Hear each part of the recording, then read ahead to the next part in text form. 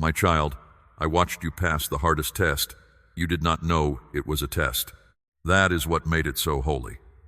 You went through days that felt endless, nights that pressed down on you so heavily you could barely lift your head, seasons where the silence around you was so thick you wondered if I had simply stopped listening. You kept going anyway. You did not have to. You could have closed your heart, turned away from me, decided that faith had failed you, but you did not. And I saw every moment of that choice. I saw what it cost you to stay. I want you to understand something clearly. The silence you walked through was not abandonment. It was not punishment. It was not proof that I had forgotten your name. It was proof that I trusted you. When a refiner places gold into the fire, he does not stand across the room. He watches closely, leaning in, waiting for the exact moment the impurities rise to the surface. That is what I was doing. I was not far from you in that fire. I was right there watching, tending, making sure the flame did its perfect work without consuming one piece of who you truly are. You thought I was silent. I was not silent. Heaven was at work behind every closed door, every unanswered prayer. Every morning you woke up and had to choose faith all over again. I was arranging what you could not see. I was moving people and moments into position with a precision you could not have planned if you tried. And all of it was for you, because of you. Because your name matters in heaven as much today as it ever has. There were moments when you nearly surrendered. I know them all. I know the exact night you lay awake and whispered, "Maybe this is not meant for me." I know the mornings when hope felt like something that belonged to someone else, someone with an easier story, someone whose prayers seemed to work faster. You looked around and saw others moving forward, doors opening for them, prayers answered for them, and you stood still. And in that stillness, you asked me why. Declare your amen if you have faith in what I am speaking into your life today. I heard every why. I did not always answer with explanations, because explanations are not always what a weary heart needs. Sometimes what a weary heart needs is simply to know that I am still present, that I still know your name, that I have not moved on and left you behind. So I whispered, "Hold on." I spoke it into your spirit, even when your ears could not catch it. I kept that thread of hope from breaking even on the nights you were certain it was gone. That was me, my child. That was my hand, quiet and steady, holding you together when you were certain you were falling apart. You were not falling apart. You were being made. There is a difference that is hard to see from the inside of the process, but it is a difference I have seen in you from the very beginning. I knew the shape of the faith that would grow in you. I knew the kind of strength that only comes from being pressed. And I knew that you were someone who could carry it, not because your shoulders were the broadest, but because your heart was willing. Willingness is what I have always looked for. Not perfection, not performance, not the ability to get everything right, just a heart that says, "Lord, I do not understand, but I am still here." You gave me that. Over and over and over again, you gave me that. Every morning, you got up and chose one more day of trust. Every night, you closed your eyes and said, "I do not know what tomorrow holds, but you do." Every prayer that rose from your lips, even the broken ones, even the ones that came out more like groaning than words, every single one of them reached me. Not one of them scattered on the wind. They rose before my throne, and every one of them has been answered, is being answered, or is about to be answered in a way that will take your breath away. My beloved, heaven was watching every step. The angels who now carry your breakthrough watched you through that long season. They watched as you chose kindness when bitterness would have been easier. They watched as you forgave people who never asked for it. They watched as you kept loving when love was costing you more than you had to give. And heaven was not quiet in those moments. There was joy in my courts every time you stood back up, every time you wiped your face and kept going, every time you chose me over comfort, me over pride, me over the easier road that led away from purpose. The world saw your struggle. Heaven saw your worship. There is a difference between those two things that I want you to hold in your heart. What the world called losing, heaven called advancing. What the world called silence, heaven called preparation. You were not falling behind. You were being built into something that had never existed before. A version of you refined by fire, shaped by trust, made ready for the season that is now arriving at your door. You passed, my child. The test is complete. The fire has finished its work. What remains after all that burning is something pure, and strong and ready. And it is you, all of you, standing here closer to my promise than you have ever been before. I need you to receive these words not just as comfort but as confirmation. This message reaching you now is not random. It was set in motion long before this moment. Heaven itself scheduled this encounter, and all of what I have planned has been building toward the hour you are now entering. You did not arrive here by accident. You were drawn here by my spirit because what comes next belongs to you. The waiting is behind you. The reward of your faithfulness stands ahead. And I am the God who always keeps his word. I want to talk to you about the silence because the silence was real and I know it hurt. And I do not want you to carry a wound from it any longer. There were seasons when you cried out to me and heard nothing. No comfort settled over you. No clarity came. No door opened. Just stillness, vast and heavy. And you standing in the middle of it, wondering if you had done something wrong, wondering if I was disappointed in you, wondering if you had somehow slipped out of my reach. I need you to hear me say this plainly. You were never out of my reach. Not for a single breath. Not for one heartbeat. My reach does not depend on whether you can feel it. The silence was not evidence of my absence. It was evidence of my trust. When a teacher gives a student a test, the room goes quiet. The teacher does not sit beside the student and whisper answers because the point of the test is to discover what the student already carries within. My silence was not a withdrawal. It was a confidence. I was quiet because I already knew what was inside you. I had placed it there. I was simply waiting to watch it come forth. And it did come forth in ways that still move me when I think of them. You chose to trust me on mornings when trust felt like foolishness. You chose to pray on nights when prayer felt like shouting into an empty room. You held the thread of your faith even when it was thin enough to snap. That thread never broke, my child, not once. And it was not your grip that kept it whole. It was mine. Speak. I believe if these words are reaching your spirit right now, I know you looked at the wilderness you walked through and saw only loss. You saw things you loved removed, people who mattered to you gone, plans you had built collapsed, dreams you had carried deferred so long they began to fade. It looked like reduction. It felt like something was being taken from you. But I was not taking, I was making room. There is a difference between those two things. And I need you to understand it clearly. A gardener who loves his vine does not leave it to grow in any direction it chooses. He prunes it carefully, deliberately, not out of cruelty, but out of care. He removes what is consuming the vine's strength without bearing fruit. He clears what is tangled and misdirected so that what remains can go deeper, reach higher, and produce more than the unpruned vine ever could. That is what I was doing in your wilderness season. Every person I allowed to leave your life, every plan I allowed to come apart, every comfort I removed. It was pruning, not punishment. Pruning.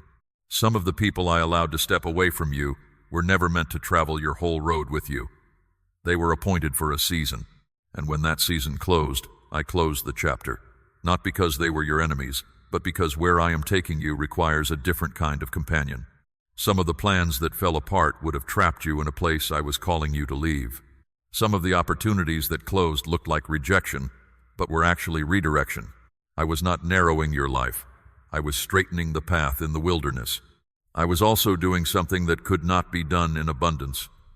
I was teaching you to hear my voice, not the loud voice, not the voice that thunders over miracles and answered prayers, but the quiet voice, the whisper, the still small sound that carries more power than any storm. You would not have learned to hear it if I had kept filling your life with noise. The stripping away was also a tuning. Your spirit was being calibrated to my frequency, and now you can hear me in ways you never could before. My precious one, the wilderness you survived was a classroom. Every valley you walked through had a lesson written into it. You learned to walk by trust when your sight showed you nothing. You learned to love without guarantee of return. You learned to forgive not because the wound stopped hurting, but because you chose release over bitterness. You learned that peace does not come from favorable circumstances. It comes from me. And that lesson, that deep and lasting lesson, is one that no abundance can teach. It can only be learned in the quiet, in the stripped-down place where I am all that remains. None of it was wasted. Not one day of it, not one tear, not one sleepless night, not one prayer that seemed to hit the ceiling and fall back down. I was receiving every word, I was recording every act of faith. I was noting every moment you chose me when choosing something else would have been so much easier. The wilderness season is not a gap in your story. It is one of the most important chapters because it is the chapter where you proved what you are made of. And what you are made of is something that heaven honors deeply. The season of stripping is over. What has been pruned is already giving way to new growth. You are stepping out of the wilderness and into the appointed place. The classroom has released you, and you carry everything you learned. You are not going forward empty. You are going forward full of a faith that has been tested and held, full of a strength that was forged rather than borrowed, full of a peace that knows how to hold even when everything around it shakes.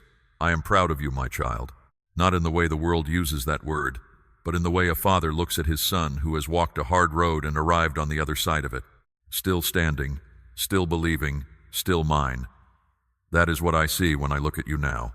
Someone who came through the fire and did not lose what mattered most. Your faith is intact, your love is alive, your heart is open, and because of that, everything that is now being sent to you has somewhere to land. I saw the moments when obedience cost you everything, not the easy obedience. Anyone can follow me when the path is clear and the road is comfortable. I am speaking of the other kind, the obedience that came with tears, the obedience that required you to release something precious, to walk away from something familiar, to trust me with your hands open when every instinct said to hold on. That kind of obedience is rare, and it is the kind that moves heaven. There were times I asked you to let go of what you loved most. You obeyed even when you did not understand why.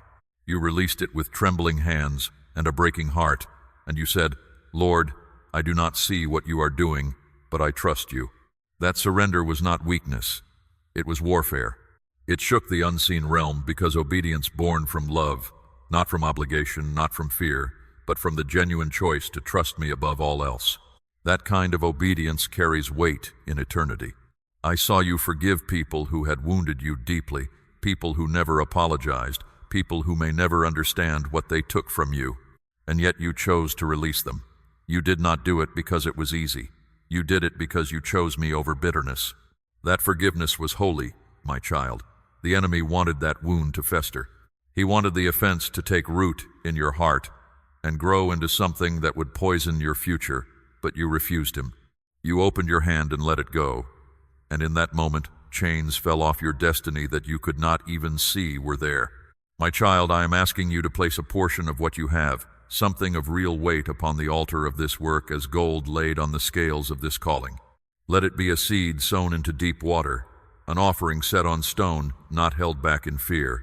This is proof that your trust rests in my hand to provide, and that your heart no longer clings to lack. What you release in faith does not leave your life. It moves ahead of you into the harvest I am preparing. I saw you walk away from arguments you could have won.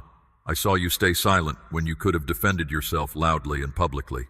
I saw you choose the humble path when the proud path would have felt so much better in the moment. The world did not applaud you for those choices, but heaven noticed every one of them. Every time you chose peace over pride, you looked like me. Every time you chose to bless rather than retaliate, you carried something of my nature into a world that desperately needs it. You served people who never thanked you. You gave to those in need, even in seasons when you yourself were in need. You prayed for those who had hurt you, and your prayer was genuine, not performative. You did not do these things to earn my love. You did them because my love was already at work in you, flowing out through you, touching lives you may never fully know were touched. That is what it looks like when my spirit lives in someone. Not perfection, not the absence of struggle, but love that keeps choosing to act even when it has every right to rest. My child, every act of obedience you made in private has been recorded. Not one of them has been overlooked. You thought those moments were small, invisible, insignificant in the larger story. But the truth is that those hidden moments were the architecture of what is now being built in the open. What was faithful in private is about to be honored in public. What was surrendered in secret is about to return with increase. The seeds you sowed in quiet trust are now pushing toward the surface, and the harvest they carry is greater than what you planted. I know there were times when you obeyed me, and it still hurt. Times you followed my direction, and still lost something precious. You said, "Lord, I did what you asked, and it still went wrong." I heard that cry, I sat with you in it. I did not dismiss it with quick answers, and now I want to tell you what was happening in those moments. When I allow obedience to feel costly, it is because I am testing not your capability but your surrender. I am asking, will you trust me even when you cannot trace me? Will you follow even when the outcome makes no sense? And your answer time and again was yes. That yes has built something unshakable in you. That yes has proven that your faith is not contingent on favorable outcomes. It is rooted in who I am. That is the obedience that heaven honors. Not the obedience of a servant performing a task, but the obedience of a child who trusts their father completely. You have given me that, my beloved, and now, having proven the depth of your trust, I can safely release into your life what I have been preparing. The promise is not delayed any longer. The blessing that your obedience made room for is now on its way. What your faithfulness purchased in the unseen realm is about to become visible in your life. Hold steady. Keep your heart open. The reward is closer than it has ever been. Heaven measured your faithfulness not by how much you achieved, but by how fully you surrendered. And the record is clear. You surrendered in the places that cost the most. You trusted in the seasons that made the least sense. You loved when love required sacrifice. And now the measure of that faithfulness is being returned to you. Pressed down, shaken together, running over. The principle has always been true. What you release into my hands does not disappear. It multiplies, and the time for the multiplied return has come. I need to speak to you about the breaking because you felt it and it was real, and I have never once pretended otherwise. There were moments in your life when it felt as though everything was shattering at once. The ground you had built your plans on gave way beneath you. People you had relied on were not there when you needed them most. The future you had imagined collapsed before your eyes, and you were left standing in the wreckage of what you thought your life was going to look like. In those moments, you asked me the hardest question a heart can ask. Why did you let this happen? I want to answer that now, not with theology, not with distance, but with the truth of what I saw when I allowed those things to break. I allowed certain things to shatter because they were built on ground that could not hold the weight of what I have destined you to carry. I was not destroying your future. I was clearing the site. The builder who is putting down a permanent foundation does not work around the old unstable structures. He removes them. He digs down deeper than anything that came before. The breaking you experienced was the sound of that excavation. I was going deeper than you knew, preparing a foundation in your life that will hold what is coming without cracking under the weight of it. Say yes, Lord, if your heart is open to receiving what heaven is releasing today. You did not break my child. You broke open. There is a difference. What breaks simply fails. What breaks open releases. A seed does not grow while its shell remains intact. The shell has to give way, has to split and yield before what is living inside it can push upward toward the light. That is what happened in your hardest seasons. The outer things gave way so that what I had placed inside you, the real you, the faith-filled, love-carrying, purpose-laden you, could finally push through into the open. I saw you in those moments of complete undoing. I saw you fall to your knees. I saw you whisper, God, I cannot take any more. And in that exact moment of total surrender, something shifted. Because surrender is not defeat. Surrender is the posture that receives what force cannot take. The moment you stopped trying to hold together what I had already allowed to fall, my hands came fully under you. You did not crumble into nothing. You fell into me. And the falling was where the transformation began. The cracks that the breaking left in you are not a sign of damage. They are the openings through which my light now shines through. A vessel that has never been broken is often too sealed to let anything in or out. Your brokenness became porosity, the quality of a heart that has been opened wide enough to both receive and pour out without restriction. What you thought was damage I am using as design. The very places where you were cracked are the places where my grace flows most freely in you now. I also want to tell you what the breaking produced in you that no comfortable season ever could have. It produced compassion, real compassion, the kind that is not theoretical but practiced. You now know what it is to sit in pain with no clear answer. You know what it is to hope when hope is difficult. You know what it is to hold on when everything in you wants to let go, because you know these things from the inside. You can now sit with others who are in that same place and offer them something that no amount of learning can give. You can offer them the presence of someone who understands. That is one of the greatest gifts a human being can carry, and the breaking is what placed it in your hands, my precious one. The fire you came through was not sent against you. I allowed it because I had a future for you that required gold, and gold is only produced through heat. I knew what was inside you before you did. I saw the quality of your faith, long before it was tested. The testing did not create your faith. It revealed it to you, to the unseen realm, to the watching world. The faith was always there. The fire only brought it to the surface so everyone could see what I always knew. What looked like your ending was my beginning. What looked like loss was preparation. What looked like chaos was construction. I was building in the noise and the mess and the confusion of those hard seasons. I was building something in you that required exactly those conditions. Not because I am cruel, but because I am thorough. I do not do partial work. I do not build halfway. And what I have been building in you through every broken season is now complete enough to stand in what is coming. You are not the same person who entered the fire. You are stronger. You are wiser. You are more tender and more resilient at the same time. You are ready. And I want you to know this. I never lost a single fragment of you during those seasons.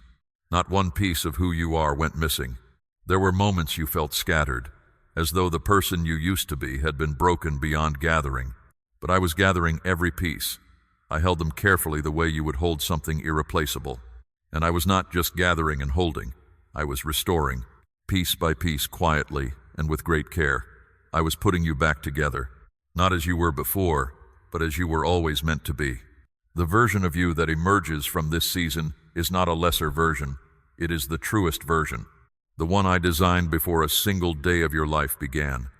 Let the knowledge of that settle deep in you now. You are not broken, you are remade, and the one who remade you does not make mistakes. Now I want to speak to you about what is coming, not as a distant hope, as a present reality that is already in motion.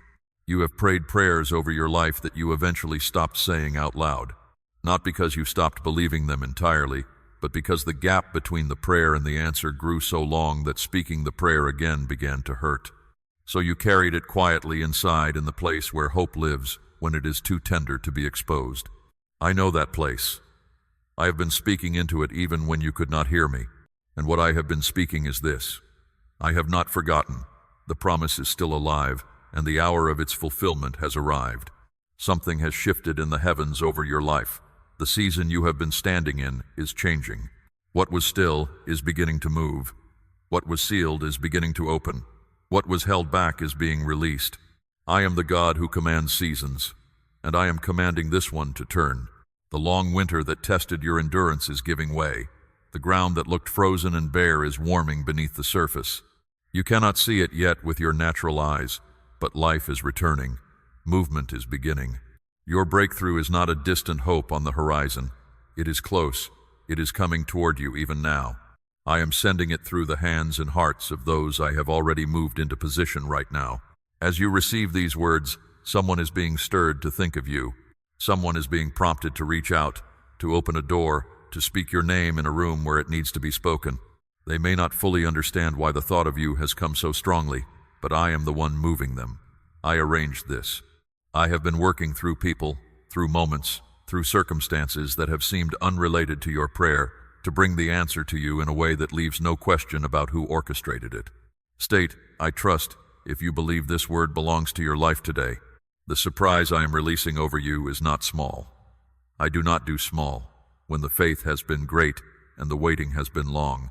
What you are about to receive will fit the size of what you have endured. It will match the depth of the sacrifice.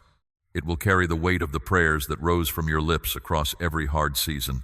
I do not respond to prolonged, costly faith with a meager answer. What is coming has been sized to meet you where you are now, not where you were when you first began to pray, but where I have brought you through everything that came after. It may arrive as a message that changes the direction of something you had given up on. It may come through a conversation you did not know was being arranged. It may appear as an open door in a place that once felt permanently shut to you. It may be peace that arrives without warning and settles so deeply into your chest that you realize something has shifted. Something has finally landed after a long time in the air. Whatever form it takes, you will recognize it. Not because it will announce itself loudly, but because when it arrives, your heart will rest. The anxious waiting will give way to a deep, quiet knowing. That knowing is my signature. That peace is how you will know it was from me. My beloved, I know how hope can become fragile after long stretches of waiting.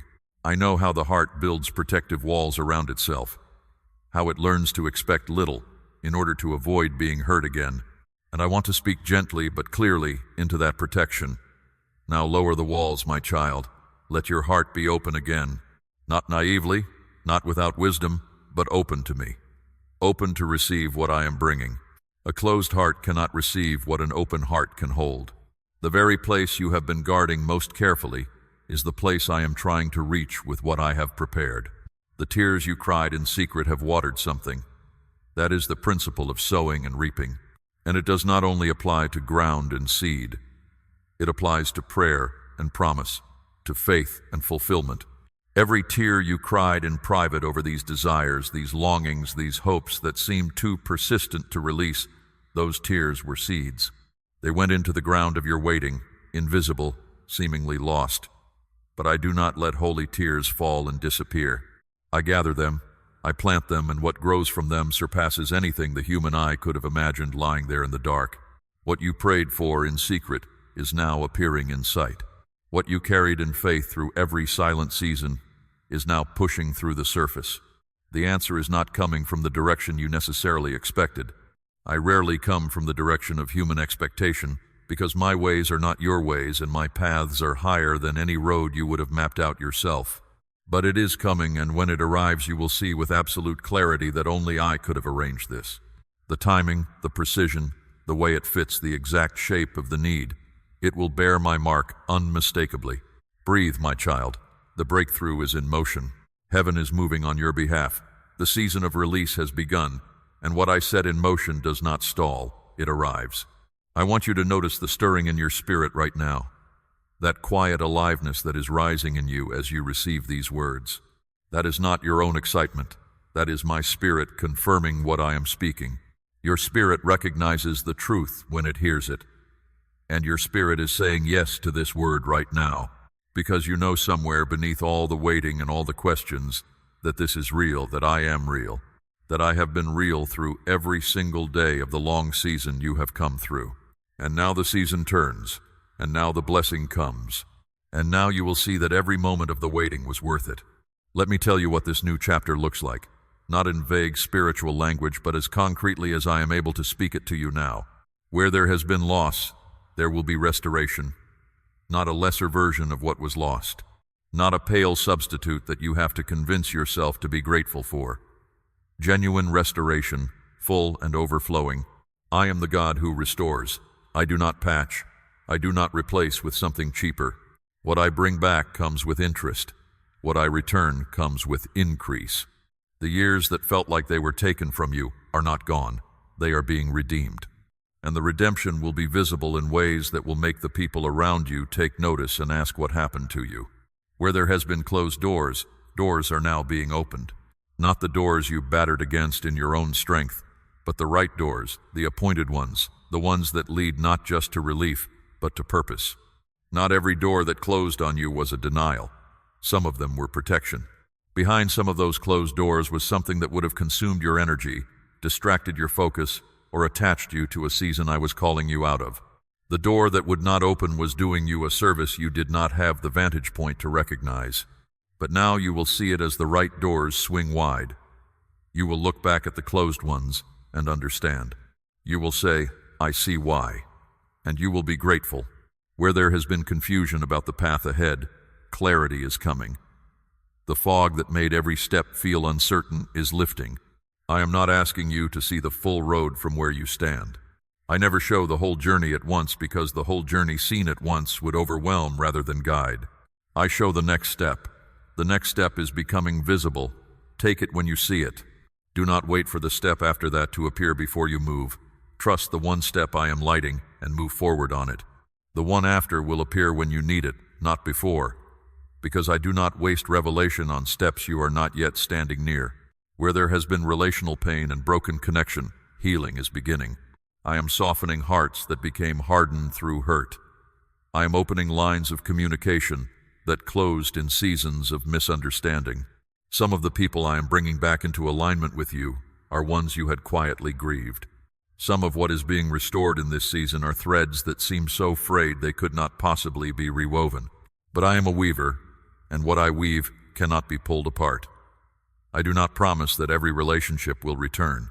Some were not meant to, but the ones that belong in your future, those I am tending, those I am moving toward restoration. Where there has been lack and uncertainty around provision, I am moving. I have not been blind to the weight of that. I have not been indifferent to the nights you lay awake turning over financial concerns in your mind, wondering how the pieces would come together, praying for a breakthrough that seemed to stand just out of reach. I am not a God who ignores the practical. My care for you is not only spiritual. I care about the material conditions of your daily life, because you live in a body that needs to be fed, sheltered, and sustained. The provision I am releasing is not an afterthought. It has been prepared. It is attached to the same timing as everything else I have been arranging, and it is coming through channels you did not open with your own hands. Because what I provide does not depend on the limits of your own resources.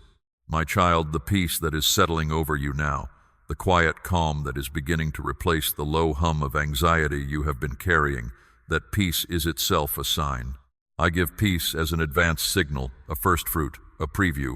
When my peace arrives before the answer does, it is because the answer is close. The peace is saying, you can rest now. You do not have to hold this with white knuckles any longer. I have it. I have always had it, and I am bringing it to you. The fear that has followed you through this waiting season, the dread of more disappointment, the protective bracing against another letdown, you can lay that down now. Not because everything is already fixed, but because the one who fixes things is already at work. And my track record with your life, even when you could not see it clearly, has been faithfulness, start to finish. From the day I first breathed my life into you, I have been faithful. I will not stop now. This is the appointed time, not a time you earned by being good enough or faithful enough. A time I chose in my wisdom that takes into account everything about you, everything about your circumstances, and everything I know about the road that lies ahead. I chose this moment. I orchestrated this season. And I am standing in the middle of it with you, not watching from a distance, but close, so close you could reach out and find me, so close that when you whisper, I can hear it without effort. The new chapter has already begun. The page has turned. You are no longer in the chapter of the test. You are in the chapter of the reward. And the best part of that chapter is not what you will receive. The best part is who you will be as you walk through it. Someone who knows, truly knows that I am faithful. Someone who has experienced not just the blessing, but the God who blesses. That knowledge is worth everything, and it is yours forever. I want to speak to you about who you are now. Not who you were when the hard season began, who you are now on the other side of it. You are not diminished by what you went through. You are enlarged. The suffering did not shrink you. It stretched you, and the stretching was painful. But now your capacity is greater than it has ever been. You can carry more love because you have experienced how much love costs and chose to keep giving it anyway. You can hold more peace because you have lived through seasons where peace was not available on the surface and learned to find it deeper down. You can extend more grace because you know what it is to desperately need it. Every hard thing became an expansion. You are bigger on the inside than you were before any of it. I want you to stop measuring yourself against the version of you that existed before the fire. That person was not more complete. That person had not yet been through the refining. There is a quality in refined gold that unrefined gold simply does not have. It is not the rawness that gives it value. It is the purity that emerges from the process. You have that purity now. Not moral perfection, but a clarity of spirit, a settledness, a knowing of what truly matters and what does not. A wisdom that can only be learned through living. You carry that now, and it has made you someone I can trust with what is coming. I have always known your name. I have always seen your face. But there is something particular about this moment, this crossing from one chapter into another, where I want you to hear me say it with more warmth than you have perhaps ever allowed yourself to receive. You are my child, not by your achievement, not by your performance. You are mine because I chose you, and nothing that happened during the waiting, not the doubts, not the questions, not the moments you could not feel me close. None of it changed that. You belong to me completely, permanently. That belonging is the foundation that holds everything else. I am asking you to move into this new chapter with your hands open, not clutching what came before, not bracing against what might come next. Open hands receive what closed hands cannot. What I am bringing flows, it arrives. It settles most completely in a heart that has been emptied of self-protection and filled with trust. That is where you are now. That is the posture the long waiting produced in you. And it is exactly the posture needed to receive what heaven is releasing. I also want to speak to you about those you carry in your heart, those you love, the ones you bring before me in the quiet. What I am doing in your life is not isolated to you alone. What I release into your life will flow outward.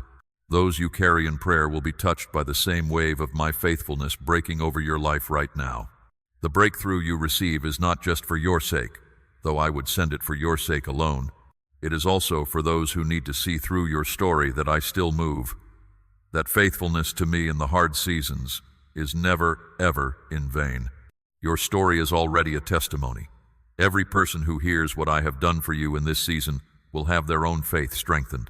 Some will be pulled back from the edge of giving up because they hear your story and realize the one who came through for you will come through for them.